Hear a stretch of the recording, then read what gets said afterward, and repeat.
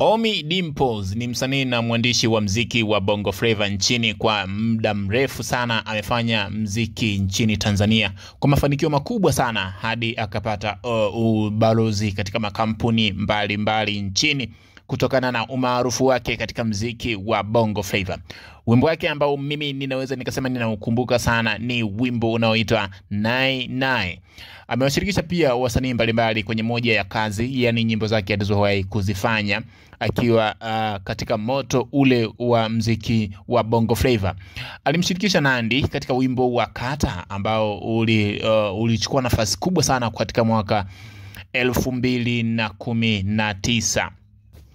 Yameibuka mambo baada ya msanii Ommy Dimpoz kuposti hapo juzi katika ukurasa wake wa mitandao ya kijamii wa Instagram pamoja na ukurasa wake wa Twitter, akiandika maneno mbalimbali ambayo yameleta ukakasi kidogo kuhusiana na kazi yake kimziki hadi sasa.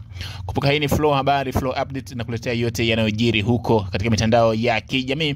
Cha msingi ni kusubscribe, kucomment, kuwasha alama ya kengele kwa ajili ya kupata taarifa mpya kutoka kwenye page yetu. Una like na kushare pia.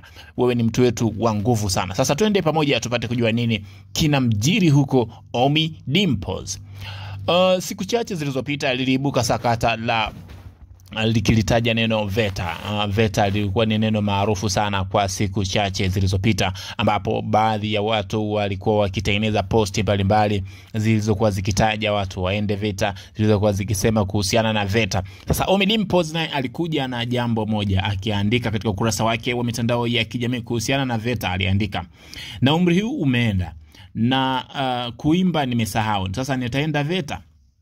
We bora mniue. Hiyo ni tweet yake Ommy Dimpoz ambayo aliandika katika ukurasa wake wa Twitter. Aliandika pia katika ukurasa wake wa Facebook akiandika hivyo. Sasa nini kipo nyuma ya yeye kuandika hivyo, ikiwa yeye ni msanii wa mziki wa Bongo Flava na ni balozi wa makampuni mbalimbali kutokana na umaarufu aliyoupata kipindi yupo kwenye kazi ya mziki wa Bongo Flava? Ommy Dimpoz amewahi kufanya kazi na kampuni la GSM akiwa na Mario pamoja na wasanii mbalimbali katika kutangaza kama wana mitindo wa GSM.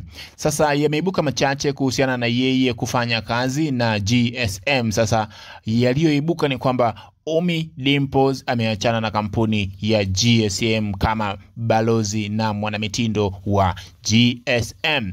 Sasa wengi waliuliza ile tweet aliyoiweka katika mitandao ya kijamii huenda ikawa na maana ikiwa taarifa ya yeye kuachana na GSM haijawa official, ila yeye ile posti aliyoiweka katika ukurasa wake wa Facebook, ile aliyoiweka katika ukurasa wake wa Instagram kuhusiana na yeye kwenda VETA na kusahau kuimba, inahusiana na yeye kuachana na GSM. Yaliyo nyuma ya carpet kuhusiana na yeye kuachana na GSM bado hatujayapata. Flow Update ikiyapata itakuletea hapo ulipo, mtazamaji wetu wa nguvu sana. Kusubscribe, kucomment, kulike na kushare video zetu na bonyeza alama ya kengele na kupata taarifa mpya kutoka kwenye peji yetu. Swali ni kwamba nini wimbo ambao wewe unaukumbuka zaidi kutoka kwake msanii Ommy Dimpoz? Mimi Nai Nai ni wimbo wangu pendwa.